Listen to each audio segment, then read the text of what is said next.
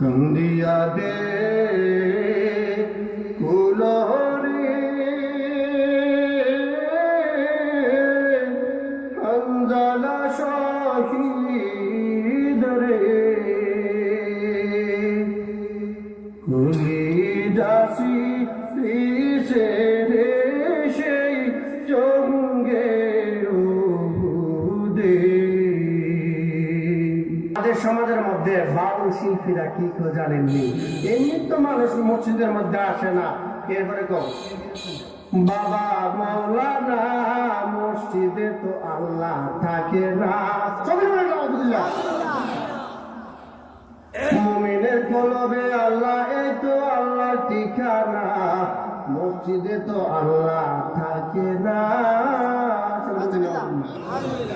খেলাধুলায় মগ্ন, তারা মোবাইল নিয়ে ব্যস্ত, ফ্রি ফায়ার নিয়ে ব্যস্ত, তারা বিভিন্ন ধরনের গেমসে ব্যস্ত। রাত 1টা 2টা পর্যন্ত হয়, তাদেরকে গড়ে আনা যায় না।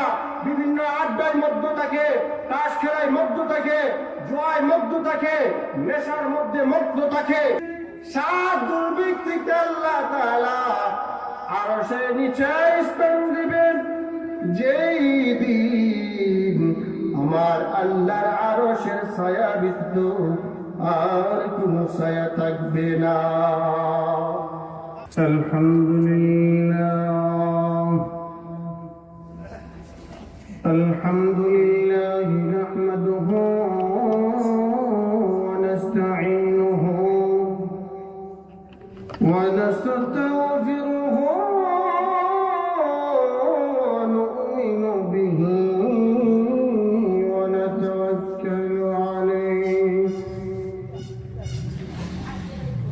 ونعوذ بالله من شرور أنفسنا ومن سيئات أعمالنا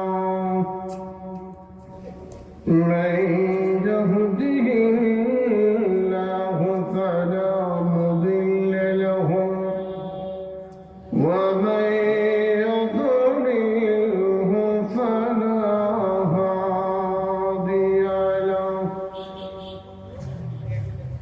ونشهد أن لا إله إلا الله وحده لا شريك له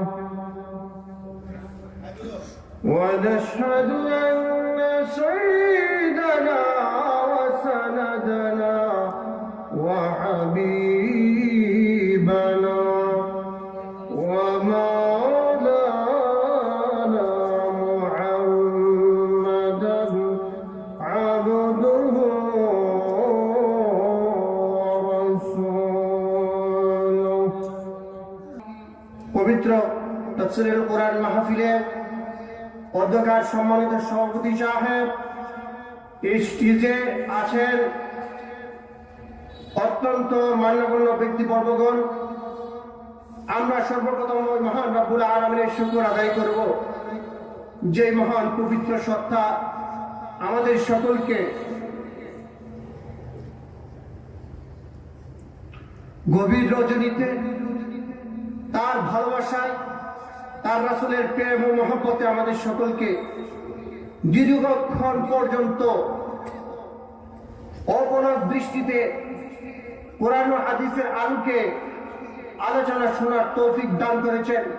এই জন্য অন্তরটুকু উজাড় করে মাবুদের শুকরিয়া তান সকলে একবার জোরে সোরে বলে আলহামদুলিল্লাহ। ভাইরা আমার, এই দুনিয়া শেষ হওয়ার পরে কবরের জগৎ শেষ হওয়ার পরে যখন ইসরাফিল সিংহা ফুৎকার দিবে, সিংহা ফুৎকার দেওয়ার পরে আল্লাহ রাসূল সাল্লাল্লাহু আলাইহি ওয়াসাল্লাম বলেন, জমিনের মধ্যে তোমরা যে এরকম ভাবে বীজ বপন করলে, বীজগুলো জমিন থেকে যেভাবে মাথা উঁচু করে অঙ্কুরিত হয়, ঠিক তেমনি ভাবে বনি আদম হাসরের ময়দানের মধ্যে তারা এরকম ভাবে জীবিত হতে থাকবে, সকলে হাসরের ময়দানের দিকে যেতে থাকবে। হাসরের ময়দানের মধ্যে যে জমিটা আছে এই জমিটা হবে তামার।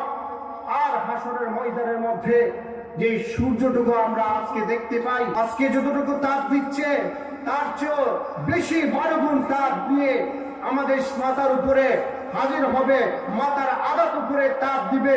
ওই দিন আল্লাহ রাসূল সাল্লাল্লাহু আলাইহি সাল্লাম বলেন, ওই দিন আরশের ছায়া ব্যতীত আর কোনো ছায়া থাকবে না। সকলে মিলে সুবহানাল্লাহ।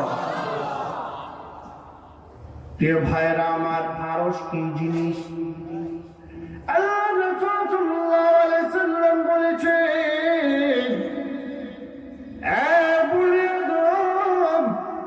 আরশ কি ওই জিনিস? আমি যখন মেরাজের মধ্যে গেলাম, মেরাজের রজনীর মধ্যে আমি আল্লাহ তাআলার সাক্ষাতের জন্য যখন গেলাম, বুড়া যে জায়গার মধ্যে গিয়ে আর যেতে পারি না, ওই জায়গার মধ্যে গিয়ে বুড়া যখন স্টপ হয়ে গেল, এরপরে আল্লাহর কুদরতে আরেকটি যানবাহন আল্লাহ তাআলা পাঠিয়েছেন আমাদের নবীজির জন্য।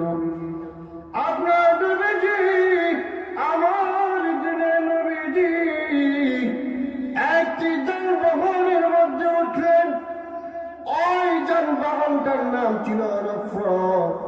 ওই যানবাহনটা যখন ঊর্ধ্বগমন করলো, এই যানবাহনটা আল্লাহ তাআলার আরশের কাছাকাছি এমন একটি জায়গার মধ্যে নিয়ে গেল, যে জায়গাকে বলা হয় লা মাকান লা ওয়াক্ত, যেখানের মধ্যে গেলে ঘুরির টান চলে না, যে জায়গার মধ্যে গেলে কোনো সময় অতিবাহিত হয় না, যে জায়গার উপরে আর কোনো জায়গা নাই, ওই জায়গার মধ্যে রফরফ নিয়ে আল্লাহ রাসূলকে যখন নিয়ে ওখানের মধ্যে আল্লাহ রাসূলকে রেখে দিল, নবীজি দেখতে পান 8 জন বিশাল বিশাল ফেরেশতা আল্লাহ তাআলার আরশটাকে যে রকম ভাবে পালকি আগের যুগে ধরে মানুষ বহন করত, আল্লাহ তাআলার ওই আরশের কুরসিকে 8 জন বিশাল বিশাল ফেরেশতা তাদের কাঁধের মধ্যে আল্লাহ তাআলার আরশকে বহন করতেছে। আল্লাহ রাসূল তাদের মধ্য থেকে একজন ফেরেশতার সাথে আল্লাহ রাসূল কথা বললেন। ভাইরা আমার, আল্লাহ রাসূল বলেন, আমি যে ফেরেশতার সাথে কথা বলেছি সে কত বড় জানেননি?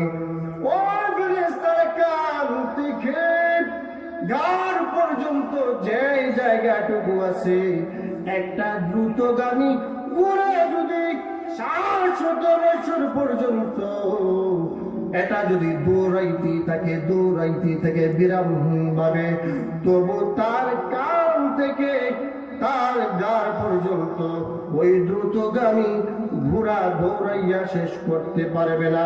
চিৎকার করে বলি সুবহানাল্লাহ।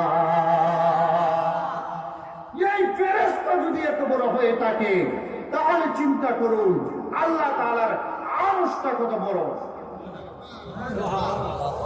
প্রিয় ভাইরা, শুধু তাই নয়, আল্লাহ রাসূল বলেন আল্লাহ তাআলার আরশের মধ্যে এবং আল্লাহ তাআলার কুরসির মধ্যে আরেকটা পাক জায়গা রয়েছে। এই পাকা জায়গাটুকু রয়েছে, আল্লাহ রাসূল বলেন 7 আসমান 7 জমিন মিলে যতটুকু ফাঁকা জায়গা হবে, যতটুকু স্পেস হবে, আল্লাহ তাআলার আরশ থেকে আল্লাহ তাআলার যে কুরসি বা চেয়ারটা আছেন, সিংহাসন আছেন, ওই সিংহাসনের দূরত্ব তার চেয়েও অনেক বেশি। সকলে বলে সুবহানাল্লাহ। আল্লাহ রাসূল হাদিস শরীফের মধ্যে ফরমান, আল্লাহ তাআলার আরশ এত বড়, 7 আসমান 7 জমিনকে যদি একত্রিত করে আল্লাহ তাআলার আরশের মধ্যে যদি রাখা হয়, বলে একটা সমুদ্রের মধ্যে যদি একটা সরিষার দানা যদি ফেলা হয়, যত বড় দেখা যাবে। 7 আসমান 7 জমিন আল্লাহ তাআলার আরশের সামনে এত ছোট হয়ে যাবে। সকলে বলে সুবহানাল্লাহ।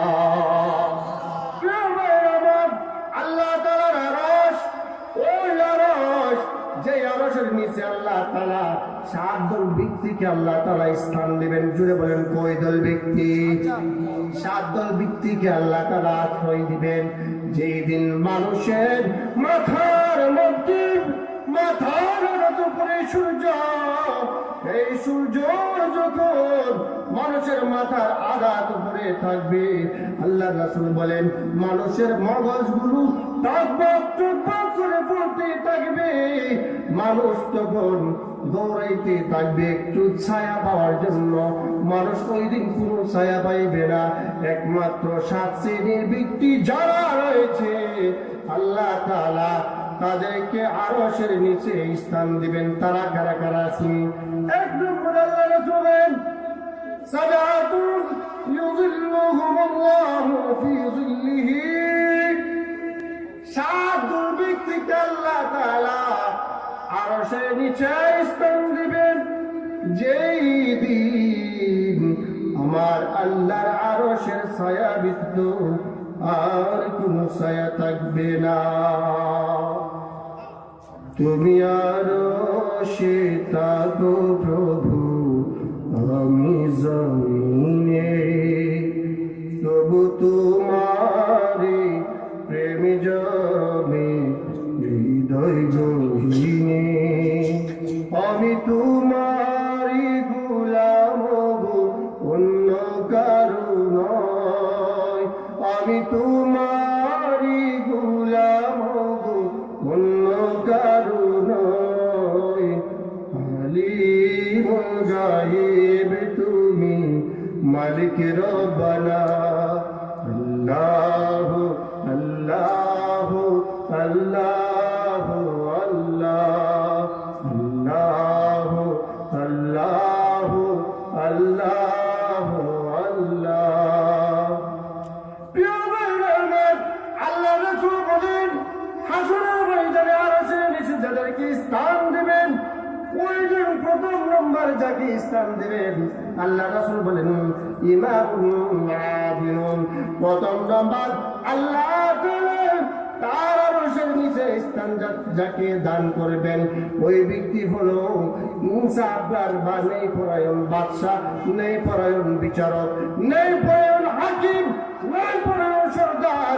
তাদেরকে আল্লাহ তাআলা দুনিয়ার মধ্যে ইনসাফ কায়েম করার জন্য, ন্যায় বিচার করার জন্য, এবং তারা যে সমাজের মধ্যে সমতা বাস্তবায়ন করেছে, মানুষের মধ্যে যে ইনসাফ কায়েম করেছে, এই জন্য আমার আল্লাহ তাআলা ওই দিন তাদেরকে আরশের নিচে স্থান দান করবে।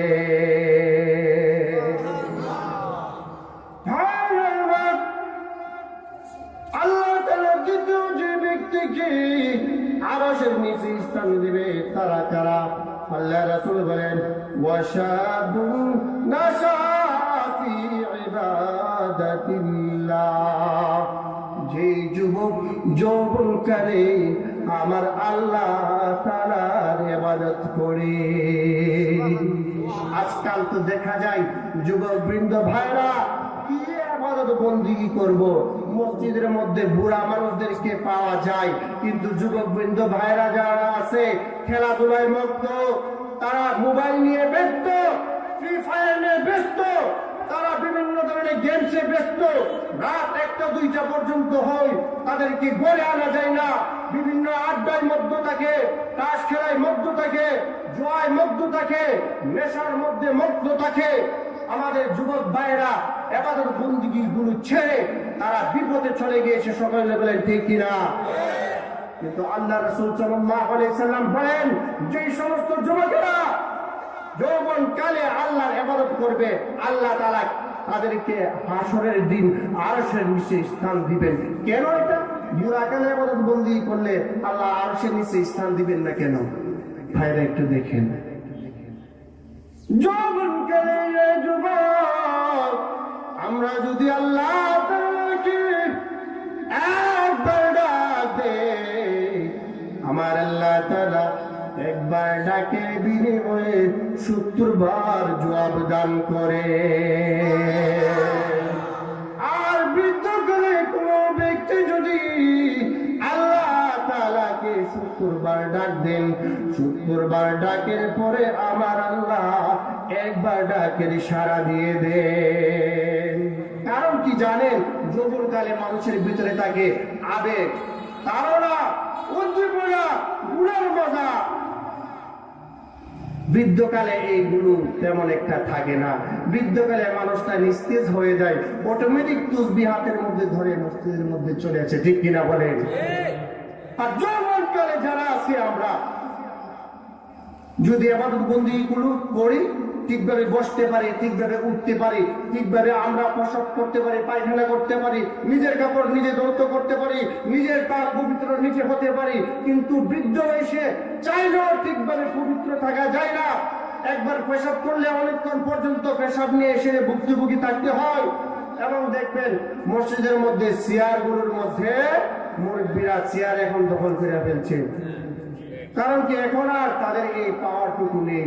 আল্লাহ তাআলা বলেন, যারা যৌবনকালে আমাকে ডাকবে, আমাকে যৌবনকালে ইবাদত বন্দেগী করবে, আমার নিষেধগুলো মানবে, যৌবনকালে আমার ইবাদত বন্দেগী করবে, আমি আল্লাহ তাআলা তাদেরকে ঘোষণা দিয়ে দিলাম, তাদেরকে আমি হাশরের ময়দানের মধ্যে আমার আরশের নিচে স্থান দেবে। সকলে বলে সুবহানাল্লাহ। তাহলে আজকের থেকে যৌবন যারা যাদের শরীরে যৌবন আছে, যুবকবৃন্দ ভাইরা, প্রতিজ্ঞা করতে হবে, আমরা যে যা কিছু করি না কেন, নামাজের টাইম হলে মুয়াজ্জিন যখন আযান দিবে, যে যেখানে থাকি আমরা মসজিদের মধ্যে চলে আসবো। আজকে থেকে আমরা সকলে রাজি আছি তো ইনশাআল্লাহ? আল্লাহ তাআলা আমাদের সকলের হাতকে কবুল করুক। সকলে বলি আমিন। প্রিয় ভাইয়েরা আমার, আল্লাহ রাসূল সাল্লাল্লাহু আলাইহি সাল্লাম ৩য় নম্বরে বলেন, ওয়ারাজুলুন কলবুহু মুআল্লাকুন বিল মসজিদি। আর এমন ব্যক্তি যারা আল্লাহ তাআলার মসজিদ, যে মসজিদ ঘর আছে, এই মসজিদের সাথে তাদের অন্তরটা সম্পৃক্ত আছে। ভাইরা আমার, আজকাল দেখবেন মসজিদের মধ্যে ইমাম সাহেব যদি 2 মিনিট নামাজটা দেরি করে, কারো সহ্য হয় না।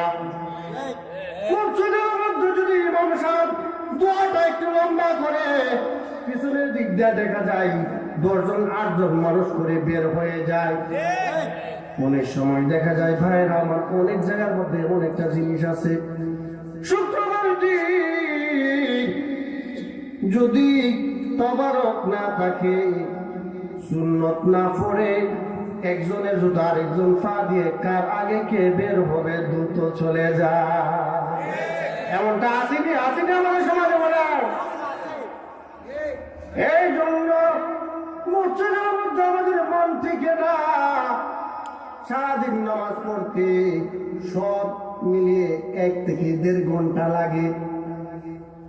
1-1.5 ঘন্টা শুধু একসাথে নয়, ফজরের মধ্যে, জোহরের মধ্যে, আসরের মধ্যে, মাগরিবের মধ্যে, এশারের মধ্যে সব মিলিয়ে 1.5 ঘন্টা সময় মাত্র আল্লাহ তাআলা চাইতেছে।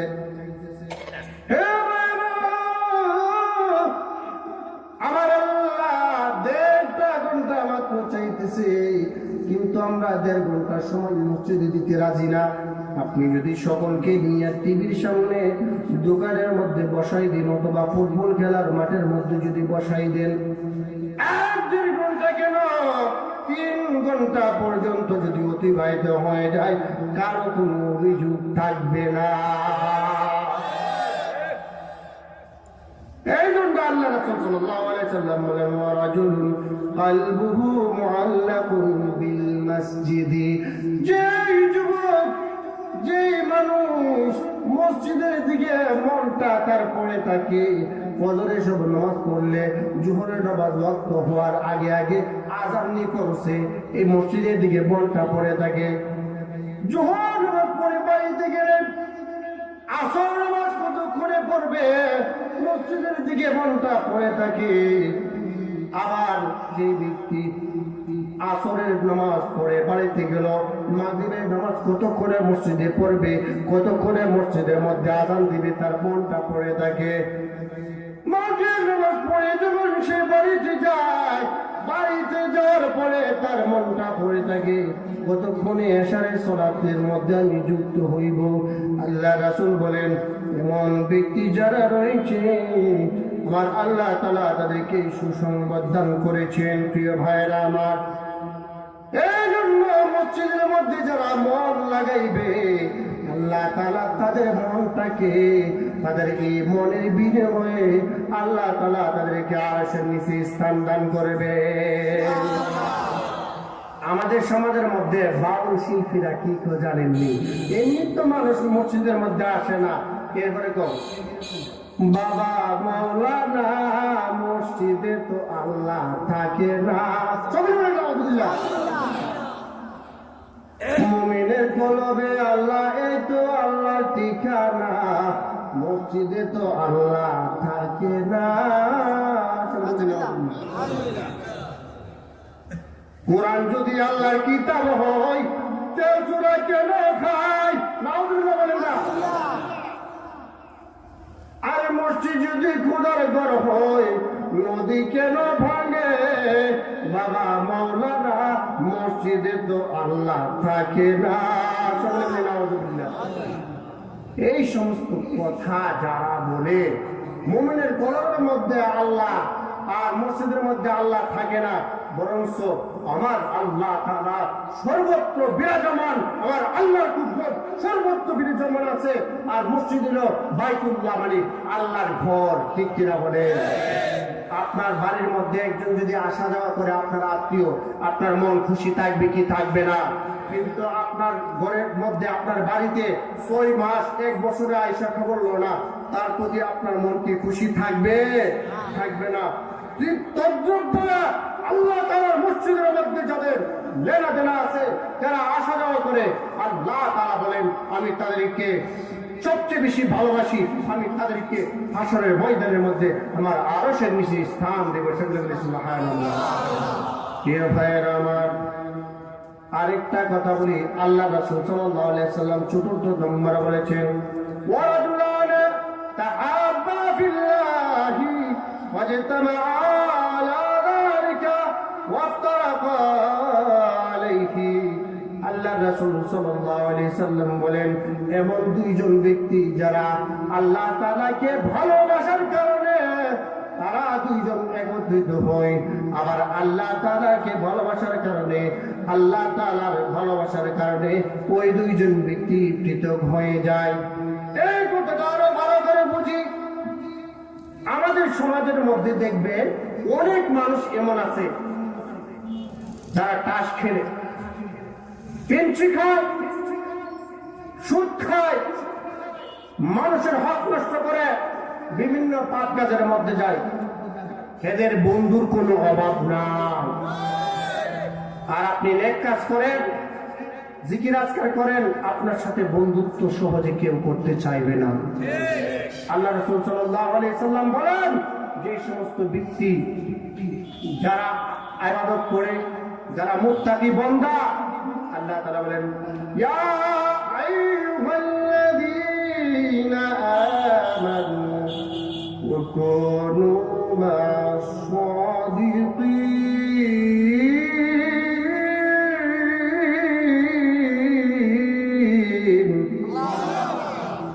আল্লাহ রাসূল সাল্লাল্লাহু আলাইহি সাল্লাম বলেছেন, আল্লাহ তাআলা কোরআনের মধ্যে বলেন, হ্যাঁ বনি আদম, তোমরা আমার নেককার বান্দা যেখানে আছে তাদের সাথে তোমরা সংস্রবে থাকো, তাদের সাথে তোমরা ভালোবাসার সম্পর্ক স্থাপন করো, তাদের সাথে তোমরা আত্মীয় করো, তাদের সাথে তোমরা ব্যবসার পার্টনার করো, তাদের সাথে তোমরা মিলেমিশে থাকো।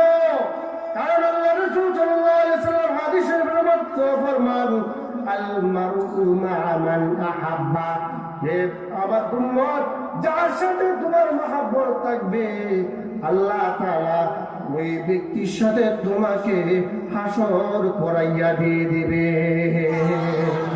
এখন দেখেন, আপনার যে বন্ধু আছে, আপনি যার সাথে চলেন, আপনি জানেন হ্যাঁ কত নম্বরের খারাপ, আপনি জানেন হ্যাঁ মানুষের হক নষ্ট করে, আপনি জানেন সে অবাধ্য কাজ করে, আপনি জানেন সে অবৈধ ব্যবসা করে, আপনি জানেন সে অবৈধ জিনিসের মধ্যে লিপ্ত হয়ে গিয়ে, কিন্তু আপনি তার সাথে যে মিলিত হয়েছেন বন্ধু মানুষ, খুব মজার একটা মানুষ, আল্লাহ রাসূল সাল্লাল্লাহু আলাইহি সাল্লাম বলেন এই মজাটা হাসরের ময়দানের মধ্যে থাকবে না, ওই ব্যক্তি তোমাকে জাহান্নামের অতল গহ্বরে নিয়ে ছাড়বে। সকলে বলি নাউযুবিল্লাহ। প্রিয় ভাইরা আমার রাসূল সাল্লাল্লাহু আলাইহি সাল্লামের যে সাহাবারা ছিল, তারা আমার রাসূলকে ভালোবাসতো, আমার রাসূলকে তারা মহব্বত করত, আমার রাসূলের বিপদ শুনলে তারা দৌড়ে আসতো। একটা কথা বলি, আমার রাসূলের একজন সাহাবী ছিলেন হযরত হানজালা রাদিয়াল্লাহু তাআলা আনহু। উনি বিয়ে করে উনি যখন প্রথম বাসর রাত্র করলেন, বাসর করার পরে আর যখন গভীর হয়, এমনি কে যেন বলতেছে কুতিলা মুহাম্মদ, দিনের নবীজি দুনিয়াতে আর না। এই সময় হযরত হানজালা গোসল দেওয়ার জন্য যাইবে, এমনি স্ত্রীকে বলে, প্রাণের স্ত্রী, আমার তরবারিটা কোথায় আছে দাও গো, আমার তরবারিটা হাতের মধ্যে দিয়ে দাও, দিনের নবীজি দুনিয়াতে নাই, আমি হানজালা, আমি দুনিয়াতে আর থাকতে চাই না। আঘাত করেছে, আমি তাদেরকে যতক্ষণ পর্যন্ত কতল না করব, আমি ততক্ষণ পর্যন্ত তোমার কাছে আমি বাড়িতে ফিরে আসব না। আমার হযরতে হানজালা স্ত্রীর কাছে বিদায় নিয়ে চলে গেলেন। স্ত্রীর কাছে যখন বিদায় নিয়ে চলে গেলেন, চলে গিয়ে গভীর রাত্রের মধ্যে উহুদের যুদ্ধ শুরু হয়েছে। আমার উবাই ইবনে কাবকে যখন দেখলেন, সঙ্গে সঙ্গে উনি তরবারি বের করে যখন আঘাত করতে চাইলেন, সঙ্গে সঙ্গে কাফের বেঈমানরা হযরতে হানজালার উপরে ঝাঁপাইয়া পড়ে উনাকে দুনিয়া থেকে বিদায় করে শহীদ করে দিয়ে দেয়। হযরতে হানজালা ছিলেন অপবিত্র, বাসর রাত করেছে মাত্র, কিন্তু উনি ফরজ গোসলের কথা ভুলে গিয়েছে। নবীজির ভালোবাসায়, নবীজির প্রেমে উনি সারা দিতে গিয়ে উহুদের ময়দানে যখন শহীদ হয়েছে, উহুদের ময়দানে যখন যুদ্ধ শেষ হয়ে গিয়েছে, ওই জানাজা করার জন্য রেডি করার জন্য গিয়েছে। হাজার করে ব্যক্তি, একজন মহিলা মাথার মধ্যে আওড়াকে পর্দার সাথে দিনের নবীজির কাছে এসে বলতেছে, ইয়া রাসূলুল্লাহ, ইয়া হাবিবাল্লাহ, নবীজি গো, দিনের নবীজি, আমার প্রাণপ্রিয় স্বামী হযরতে হানজালার বিয়ে আপনি পড়েছিলেন গত রাত্রে।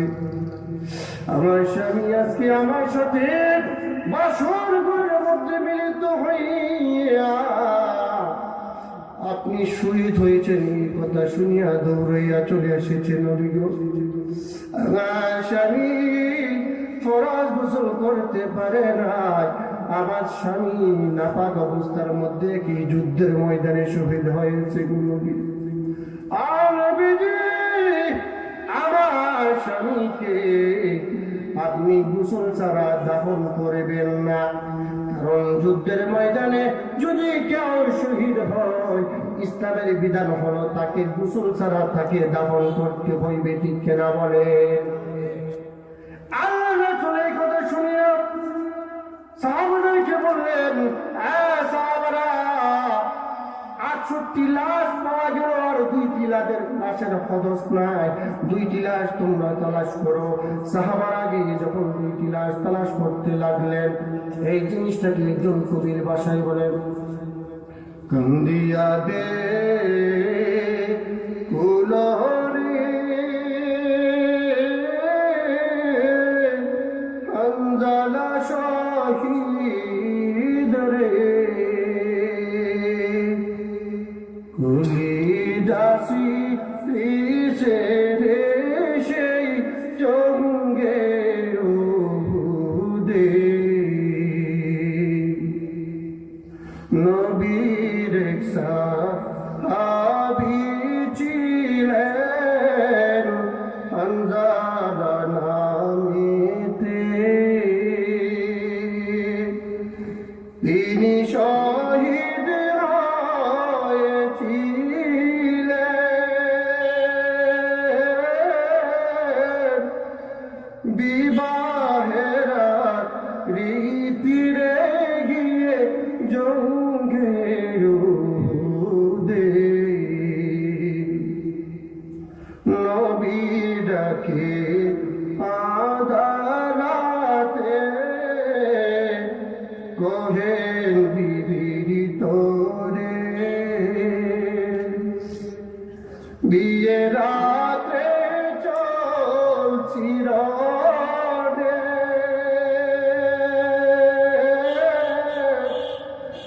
বিদায় দেওয়া মারে রে যাব জঙ্গে কান্দিয়াবে বলো রে আন্দোলন শহীদ রে, গলি জাপা আছে সেই জঙ্গে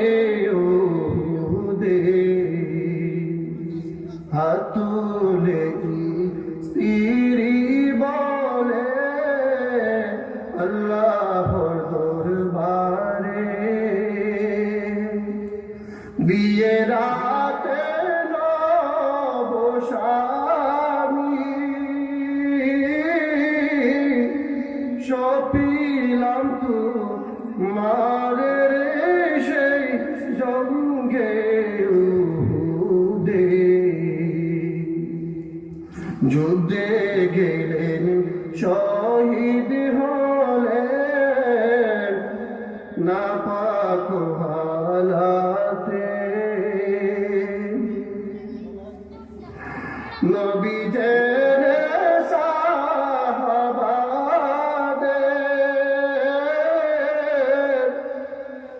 বলেন গোসল দিতে রে সেই জঙ্গে